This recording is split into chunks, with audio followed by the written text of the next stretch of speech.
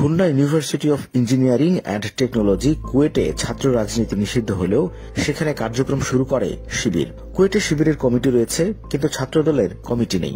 নিজেদের লিফলেট বিতরণ, career seminar কিংবা বিজ্ঞান মেলার মতো আয়োজন প্রকাশ্যে করে শিবির।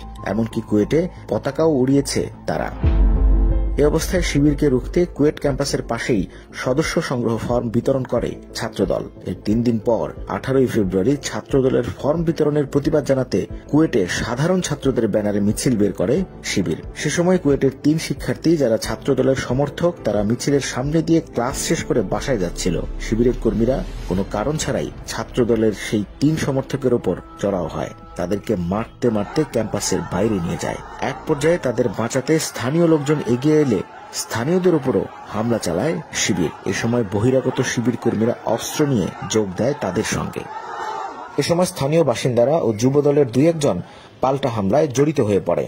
হামলায় জড়িত থাকার কারণে এরই মধ্যে এক নেতাকে বহিষ্কার করেছে যুবদল।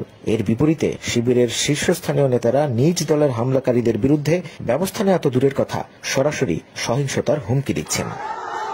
প্রশ্ন উঠেছে, যদি কুয়েটে রাজনীতি নিষিদ্ধই থাকে তাহলে সেটা শিবিরের জন্য প্রযোজ্য নয় কেন? শিবির যদি কার্যক্রম চালাতে পারে তাহলে ছাত্রদল সদস্য ফর্ম বিতরণ করতে পারবে না কেন?